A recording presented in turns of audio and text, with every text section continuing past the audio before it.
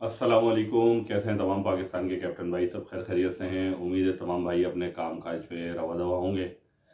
आज हम एक नए इशू के साथ आपकी खिदमत में हाजिर हुए हैं और वो इशू ऐसा है कि जिससे ना सिर्फ मैं या दीगर कुछ लोग या किसी स्पेसिफिक किसी एक कंपनी में किसी एक ऑनलाइन टैक्सी कंपनी के साथ काम करने वाले भाई परेशान हो नहीं, उसके साथ हमारे तमाम गाड़ी चलाने वाले, कार चलाने वाले, रिक्शा चलाने वाले, बाइक चलाने वाले और यहाँ तक कि हमारे जो फूड डिलीवरी वाले, पार्सल डिलीवरी वाले भाई हैं, वो तमाम के तमाम लोग भी उन मसाइल की वजह से परेशान हैं। दो बहुत बुनियादी इशू लेकर हम आज की वीडियो में आपके सामने हाजिर हुए हैं। नंबर एक, जो हमारा इशू है आज का, जिस पे हम तमाम जो कंपनीज हैं जो ऑनलाइन सर्विसेज प्रोवाइड कर रही हैं, जिनके साथ हम कामकाज करके अपना रोज़गार हासिल कर रहे हैं, उनकी इंतज़ामिया को इस इशू की तरफ उनकी तवज्जो मबज़ूल कराना और हमारी जो सिविल इंतज़ामिया है उनकी भी तवज्जो इस इशू की तरफ मबज़ूल कराना कि हमारे इन इश्यूज़ के, इन तमाम मसाइल के हमारे हल के लिए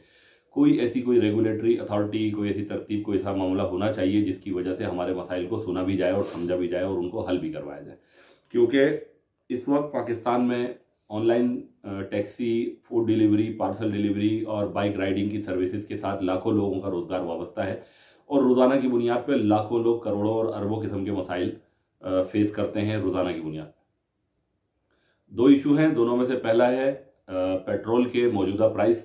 जो पेट्रोल की कीमतें इस वक्त आसमानों से बातें कर रही हैं और तमाम की तमाम कंपनियां हमें पुराने रेटों पर ही रेगुलेट कर रही हैं। नंबर दो मामला है ब्लॉक आईडीज़ के हवाले से। इन दोनों मामला पे हम बात करेंगे। पहले हम बात करते हैं ब्लॉक आईडीज़ पे, उसके बाद हम बात करेंगे पेट्रोल के इशू के ऊपर, पेट्रोल की प्राइस के मामले के ऊपर। ब्लॉक आईडीज़ के हवाले से जो मामला है जी, वो ये है कि करीम, उबर, फूड पांडा, बाइकिया, इन ड्राइवर और इस जैसी दीगर कोई जो कंपनियां जो अपनी बैड पॉलिसीज़ की वजह से हम पे रेगुलेटरी की हैसियत से बैठ गई हैं आके और बाहर से आके हम पे रेगुलेट कर रही हैं हम लोगों को, तो उनकी नाकिस पॉलिसियों, उनके अपने ही नाकिस और बोसीदा सिस्टम की झूठी गवाहियों और पाकिस्तानी मुआशरे में जिस तरह चीज़ों को मैनिपुलेट करके कंपनीज के सामने जो कस्टमर्स पेश करते हैं और जिसकी बुनियाद पर बग़ैर किसी क्रॉस वेरिफिकेशन, बग़ैर किसी तस्दीक या बग़ैर किसी अपनी सफाई का मौका दिए बग़ैर कैप्टन्स, पार्टनर, राइडर्स और फूड डिलीवरी करने वाले भाइयों की हमारी आईडीज़ ब्लॉक कर दी जाती हैं। तो उस सूरत में पाकिस्तान में एक बहुत बड़ी मार्केट बन गई है जिसका नाम है ब्लैक मार्केट, जो कि तमाम कंपनीज की 2 नंबर आईडीज़ प्रोवाइड करते हैं। चाहे आपको फूड पांडा की आईडी चाहिए हो, चाहे बाइकिया की चाहिए हो, चाहे किसी भी कंपनी की, करीम की, उबर की, यहाँ तक के इन ड्राइवर जैसी इस वक्त ऐसी कंपनी जो कि किसी पाकिस्तान के इदारे में रजिस्टर्ड भी नहीं है और जिसकी अभी कोई किसी किस्म की कोई पॉलिसी भी नहीं है, तो उन तमाम चीज़ों की आइडियाँ भी फ़रोख्त हो रही हैं। और ख़ुसूसी तौर पे इन ड्राइवर का तस्करा मैं यूँ कर रहा हूँ यहाँ पे, बकिया कंपनीज का नहीं कर रहा, क्योंकि इन ड्राइवर की टॉप लेवल की इंतज़ामिया को हम ये चीज़ें ऑलरेडी हाईलाइट कर चुके थे, उनको इन सब चीज़ों के बारे में आगाह कर चुके थे कि जिन लोगों को आप अपने साथ रख कर इस्तेमाल करके $5 के बदले उनसे आप ये काम करवा रहे हैं, यही लोग आपके डेटा को 2 नंबर तरीके से इस्तेमाल करेंगे। हमारे ही कैप्टन भाइयों का डेटा 2 नंबर तरीके से इस्तेमाल होगा और वो हो रहा है। उनके तमाम शवाहिद मेरे पास अल्हम्दुलिल्लाह मौजूद हैं। ठीक है, यहाँ इस इशू पे बात करने की वजह आज क्या है कि जी, मेरे पास 2 दिन पहले एक कॉल आती है। लाहौर के हमारे एक भाई हैं जो कि पहले कुछ और जॉब करते थे, लेकिन अभी हालात की वजह से या बेरोज़गारी की वजह से या फारिग बैठने की वजह से उन्होंने सोचा होगा कि चलें जी, मैं जाके करीम पर अपनी गाड़ी रजिस्टर्ड कराता हूँ और मैं करीम पे अपनी गाड़ी रजिस्टर्ड करवा कर करीम के साथ काम शुरू करता हूँ। जिस तरह और दीगर लोग अपना रोज़गार कमा रहे हैं, मैं भी कमा लेता हूँ। तो एक फ़र्ज़ कर लेते हैं हम नाम, लाहौर के जो हमारे भाई हैं, हम एक नाम फ़र्ज़ कर लेते हैं उनका, कादरी साहब। ठीक है, पूरा नाम मैं नहीं ले रहा उनका, उनकी इजाज़त नहीं थी तो इसलिए मैंने उनका नाम नहीं लिया। वो लाहौर के जो मेरे भाई हैं उनका नाम है कादरी साहब। कादरी साहब ने जब करीम के ऑफिस जाके, लाहौर में मॉडल टाउन ऑफिस में जाके जब अपने रजिस्ट्रेशन कराने की कोशिश की, तो उनको पता चला कि जी, आप तो पहले ही ऑलरेडी करीम पे रजिस्टर्ड है और आपके एनआईसी पे, आपके डॉक्यूमेंट्स पे जो आईडी जनरेट की गई है वो तो कराची में ऑनलाइन है इस वक्त। यहाँ तक कि जो बंदा जिसने कभी करीम पे गाड़ी ही नहीं चलाई, जिसका करीम से कभी कोई ताल्लुक ही नहीं है, वो बंदा इस वक्त करीम पे कराची में ऑनलाइन होके गाड़ी चला रहा है और उसको खुद नहीं मालूम। ये बड़ी समझदारी की बात है, समझने की बात है, क्योंकि आपको पता है बहुत बड़ी मार्केट है। चंद पैसों के एवज NIC, ड्राइविंग लाइसेंस और तमाम चीज़ें जो है वो फराहम कर दी जाती हैं और उनको 2 नंबर तरीके से टेम्पर करके, एडिट करके उनको इस्तेमाल कर लिया जाता है। तो उन्होंने ऑफिस वालों से पूछा कि जी मैं तो आज तक कभी करीम पे रजिस्टर्ड नहीं हुआ, मैं कैसे करीम पे गाड़ी चला सकता हूँ, और वो भी कराची में, जबकि मैं कराची आज तक गया ही नहीं। तो उनको बताया गया कि आपकी ID भी हम आपको नहीं दे सकते। उन्होंने कहा भाई मेरी ID मुझे रिकवर करके दे दी जाए। तो फ्रेंचाइज के स्टाफ ने इनकार कर दिया, बोला जब तक हम आपको वो ID रिकवर करके नहीं दे सकते, जब तक उस नंबर पे, जिस नंबर पे वो ID रजिस्टर्ड हुई है, उस पर आया हुआ OTP आप हमें प्रोवाइड नहीं करते। तो उनसे मैंने कहा कि जी आप वो नंबर हासिल करें। तो उन्होंने जाके फ्रेंचाइज से वो नंबर हासिल किया जिस नंबर पे उनकी ID जनरेट हुई है। वो नंबर मेरे पास आया, मैंने उस नंबर पे, जाहिर सी बात है वो नंबर कराची में यूज़ हो रहा है और कराची में ही मैं भी मौजूद हूँ। मैंने उस नंबर पे बात की, उन साहब को मैंने अपना तारुफ कराया, उन साहब को अपनी तफसीलात बताई। मैंने कहा सर आप ऐसा ना समझिएगा कि कहीं आपके साथ कोई किसी किस्म का फ्रॉड होने जा रहा है, लेकिन मामला यह है कि आपके इस नंबर पे एक लाहौर के हमारे कादरी साहब हैं, उनकी करीम कैप्टन की ड्राइवर ID करीम की रजिस्टर्ड करके बना दी गई है और वो चल भी रही है। इस वक्त भी वो ID ऑनलाइन है। तो आप प्लीज़ ये काम कीजिए कि हम ऑफिस में बंदा भेजेंगे कल सुबह, और आपके अगर इस पे सिम पे एक कोड जनरेट होगा, करीम ड्राइवर का OTP का कोड जनरेट होगा, तो वो आप हमें प्रोवाइड कर दीजिएगा। किसी गरीब की रोजी लग जाएगी, उसको अपनी जेन्युइन ड्राइवर ID मिल जाएगी। तो वो भी इस बात पे तैयार नहीं हो रहे, क्योंकि और उनका तैयार ना होना भी इस हवाले से कोई अचंभे की बात नहीं, क्योंकि मार्केट में बड़े फ्रॉड होते हैं। इजी पैसा का OTP निकाल के उस पर भी बड़े फ्रॉड हो जाते हैं, और 10 किस्म के दीगर ये इंसाफ के, ये जो अपना वजीर आजम ने जो पैसे दिए 12,000 रुपये, इसके हवाले से भी बड़े फ्रॉड आ रहे हैं, और बेनज़ीर इनकम सपोर्ट के बड़े फ्रॉड हो रहे हैं। फिर आपका इनाम निकला, उसका कोड आएगा, वो दे दे तो पता चलता है ईजी पैसा अकाउंट से पैसे गायब हो गए, या आपके जो है बैंक अकाउंट से पैसे गायब हो गए। तो वो साहब ने जो अपनी रेजोल्यूशन दायर की, उनसे मुझे कोई एतराज़ भी नहीं है, उनकी कॉल रिकॉर्डिंग भी मेरे पास मौजूद है, और जो कादरी साहब है लाहौर के, उनका ओरिजिनल NIC की फ्रंट बैक की पिक्चर्स भी मेरे पास मौजूद है, उनका तमाम दिया हुआ फीडबैक भी मेरे पास मौजूद है। मुतल्लिका इदारे साइबर क्राइम या पुलिस इंतज़ामिया, FIA या ISI या दीगर भी हमारे जो मुतल्लिका इदारे इन तमाम चीज़ों को डील करते हैं। मैं इतना पढ़ा लिखा इंसान तो हूँ नहीं कि मुझे सारी चीज़ों का मालूमात हो। जो भी इदारे इन सब चीज़ों को डील करते हैं वो मुझसे रब्ता करें, मैं उनको तमाम कवायद देने के लिए तैयार हूँ, तमाम तफसीलात देने के लिए तैयार हूँ, ताकि उस कैप्टन भाई का इशू हल किया जाए। और करीम इंतज़ामिया भी अगर इस मामले पर रब्ता करना चाहें तो वो भी रब्ता करें। मैं इस मामले को किसी की चीज़ की बुनियाद बना के कंपनी की साख को नहीं ख़राब करना चाहता। मैं उस कैप्टन भाई के मसले को हल करवाना चाहता हूँ कि उसको उसकी अपनी जेन्युइन ID मिले और वो अपना रोज़गार कमाए, और इसके अलावा इस बात के करने का कतई कोई मकसद नहीं। करीम इंतज़ामिया, कराची की इंतज़ामिया या पाकिस्तान की जो इंतज़ामिया, अल्हम्दुलिल्लाह सब जानते हैं मुझे, अमूमन सबसे बातचीत भी होती रहती है मुख्तलिफ इशूज़ पे। कैप्टन भाइयों के हवाले से मेरी कॉल्स पे भी रब्ता होता रहता है। मैं खुद से आपसे कॉल पर रब्ता नहीं करूंगा, लेकिन आप मुझसे अगर रब्ता करेंगे तो मैं इस मामले को अच्छे तरीके से आउट ऑफ कानूनी बैरियर में इसको हल करने की कोशिश करूंगा, और उस कैप्टन भाई की ID रिकवर करवा के देने की मेरी पूरी कोशिश है, जो कि आपकी मुशावरत से और आपके कोऑर्डिनेशन से ही मुमकिन है, क्योंकि हम कानूनी हैसियत में भी किसी जगह पे भी जाएंगे तो आपको ही इन्वॉल्व किया जाएगा वहां पर भी। अब दूसरी बड़ी बात यहाँ पे यह है कि जब मैं इस बात को सोचता हूँ और देखता हूँ और समझता हूँ कि एक ऐसा शख्स जिसने कभी करीम चलाई नहीं, और आज जब वो रजिस्ट्रेशन कराने करीम ऑफिस जाता है तो उसको पता चलता है कि आप तो ऑलरेडी पहले ही करीम पे रजिस्टर्ड हैं और आपके नाम की ID इस वक्त कराची में इस्तेमाल हो रही है। तो मैं ये सोचता हूँ कि कराची में जो बंदा वो ID चला रहा है तो वो तो किसी भी किस्म की क्रिमिनल एक्टिविटी करेगा तो फंसेगा कौन? कादरी साहब फंसेंगे। क्यों? कि डॉक्यूमेंट्स कादरी साहब के लगे हुए हैं। अब इस पे ये भी बात कि वो डॉक्यूमेंट्स जो है वो टेम्पर करके इस्तेमाल किए गए या किस तरह इस्तेमाल किए गए और किसने किए।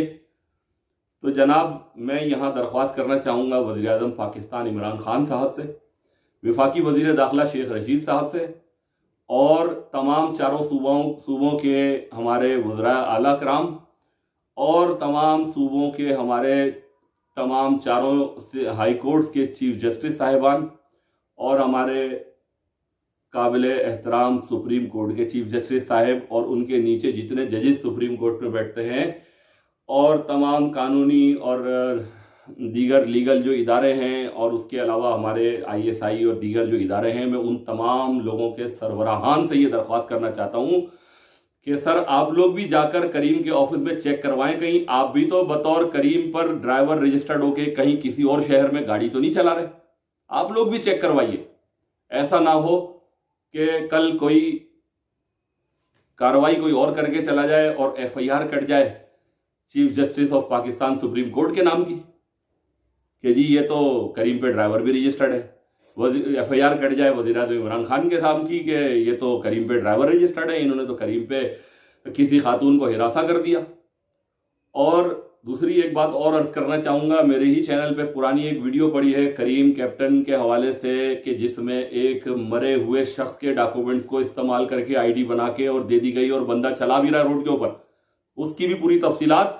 और जिस बंदे ने वो डॉक्यूमेंट्स इस्तेमाल करके वो ID क्रिएट की, पिशावर की करीम की अपनी फ्रेंचाइज का बंदा उसमें इन्वॉल्व है, उसका भी नाम उस वीडियो में मौजूद है। और इसके अलावा अगर इदारे मुझसे रब्ता करते हैं इस मामले के ऊपर तो कराची से लेके पिशावर तक 2 नंबर आइडियाँ बनाने वाले, मार्केट में फरोख्त करने वाले, पैसों के बदले में या रेफरल के बदले में फ्री में 2 नंबर आइडियाँ, पाकिस्तानियों का डेटा इस्तेमाल हुआ जो किसी दूसरे का डेटा जिसको पता भी नहीं है, और उस पर वो आइडियाँ हर हफ्ते नई आइडियाँ बनती हैं और हर हफ्ते नई आइडियाँ प्रोवाइड की जाती हैं।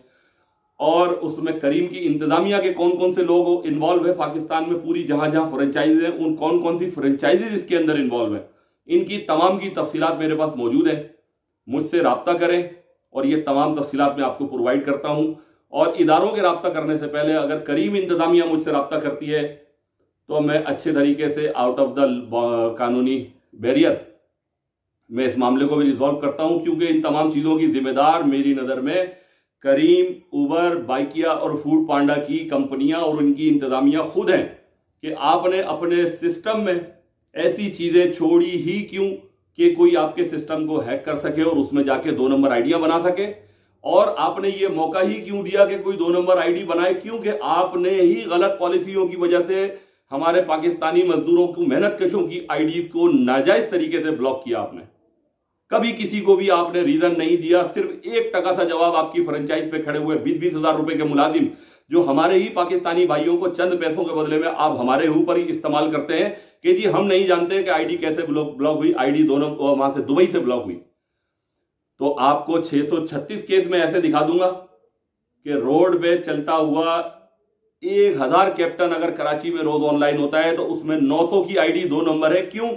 क्योंकि करीम इंतजामिया ने, उबर इंतजामिया ने, फूड पांडा इंतजामिया ने और बाइकिया की इंतजामिया ने 2 नंबर तरीके से नाजायज पॉलिसी के तहत कैप्टन को ब्लॉक करने का जो सिलसिला शुरू किया हुआ है वो अब तक रुका नहीं है।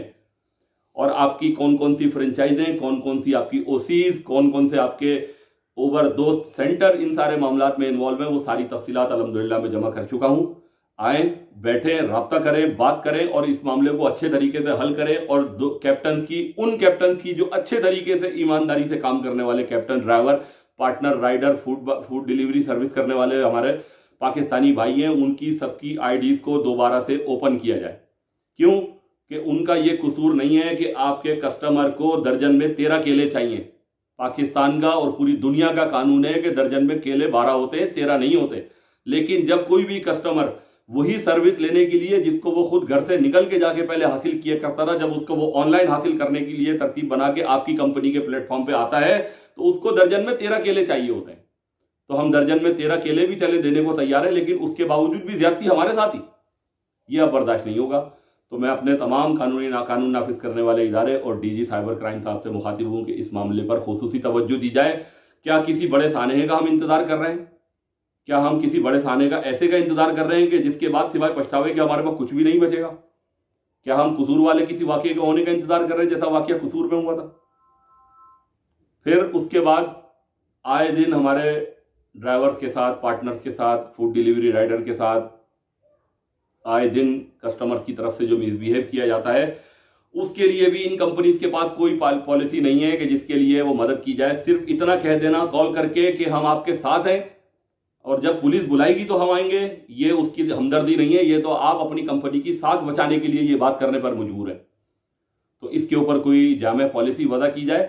जहां तक मुमकिन होगा रजाकाराना बुनियादों पर मैं इस मामले में कंपनीज की सपोर्ट करने के लिए तैयार हूं कि कैप्टन का, ड्राइवर्स का, पार्टनर्स का, फूड डिलीवरी राइडर्स का तहफ़्फ़ुज़ किया जाए। फील्ड पर उनको ये इस बात का एहसास हो कि उनकी कंपनियां उनकी कमर पे, उनके पीछे सपोर्ट पे खड़ी हैं, कोई उनके साथ ज्यादती नहीं कर सकता। ये तो मामला हमारा आईडीज के हवाले से हो गया। कंपनी से दरख्वास्त है कि एक नजरसानी का मौका दिया जाए तमाम भाइयों को, तमाम जो हमारे अच्छे तरीके से ईमानदारी से काम करने वाले लोग हैं। हाँ, कोई ऐसा हैरेसमेंट का केस है, 2 नंबरी का, चोर बाजारी का केस है, जिन पे आईडीज ब्लॉक हुई हैं, उन आईडीज के कतई खोलने के लिए हम कतई आपको नहीं कह रहे, ना हम उनकी फेवर कभी करेंगे। हमने सिर्फ और सिर्फ हमेशा जो फेवर की है वो उन लोगों के लिए की है जो ईमानदारी से काम करते हैं।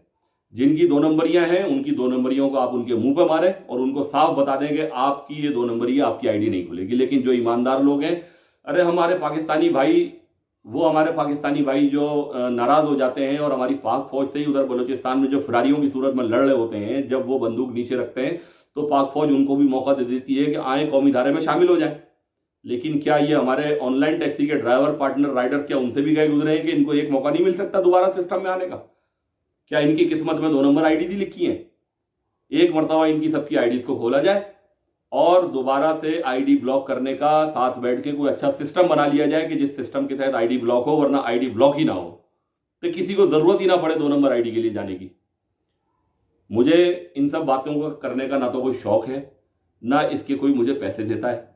लेकिन जब मुझे कैप्टन भाइयों की तरफ से रिक्वेस्टें आती हैं कि आप ये बात करें, आप वो बात करें, आप ये बात करें, आप इस बात पे वीडियो बनाएं, तो मुझे मजबूरन करनी पड़ती हैं ये बातें, वरना मुझे इस बात का कोई शौक नहीं है, ना मेरे पास इतना फालतू टाइम है। अपनी और घरेलू जिम्मेदारियां मेरी बहुत है।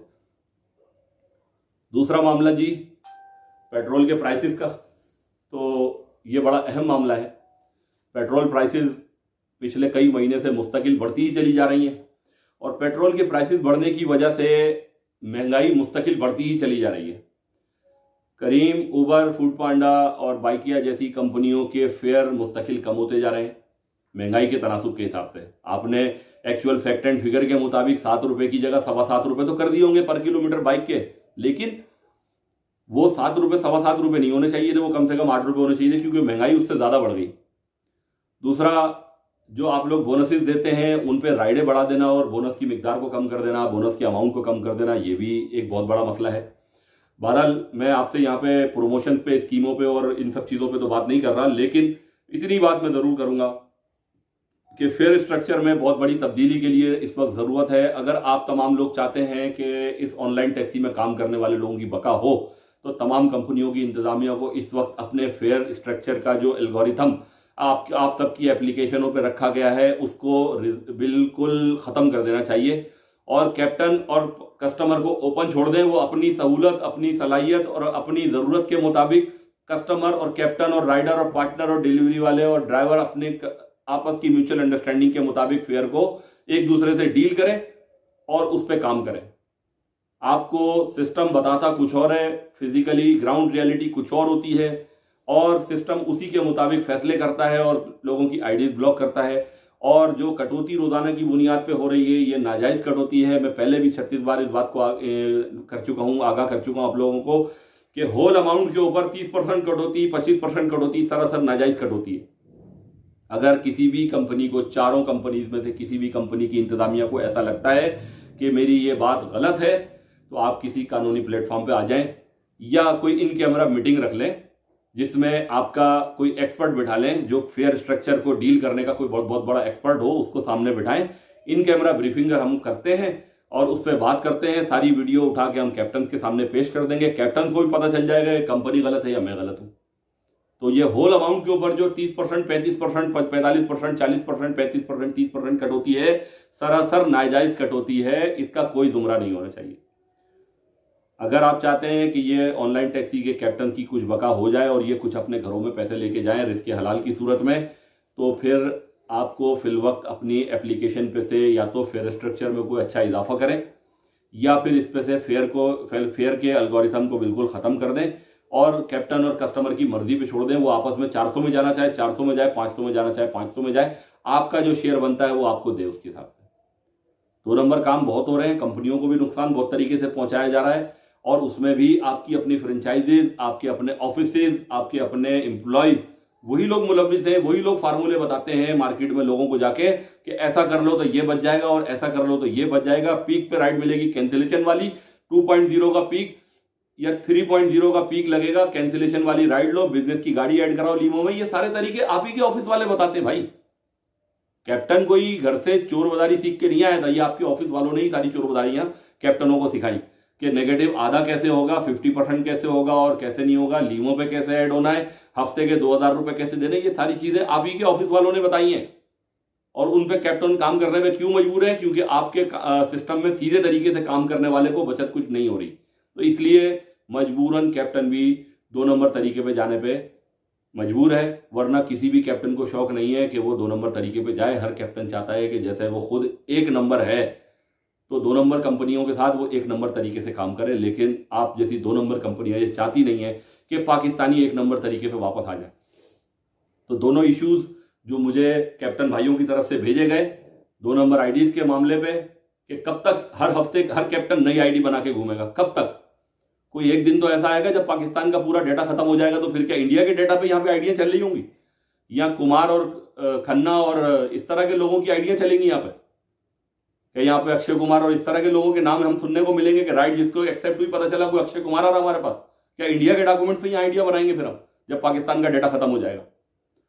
तो इन सब चीजों पे कंपनियों को, खुसूसी तौर पे करीम उबर जैसी दोनों बड़ी कंपनियों को, फूड पांडा और बाइकिया जैसे बाइक वाली कंपनियों को, चारों कंपनियों को मैं इस रिक्वेस्ट करता हूं कि अपनी अपनी टीमों पे इस पे खुसूसी तवज्जो दें और इन दोनों इश्यूज पे काम करें। इस वक्त ऑनलाइन टैक्सीज पे, बाइक राइडर पे, फूड डिलीवरी पे काम करने वालों को बहुत नुकसान पहुंच चुका है, रोजाना की बुनियाद पे पहुंच रहा है। जो वो जायज आमदनी अपने घर कमा के ले जाया करते थे, उसमें से एक बड़ा हिस्सा पेट्रोल को पूरा करने में वो लगा रहे।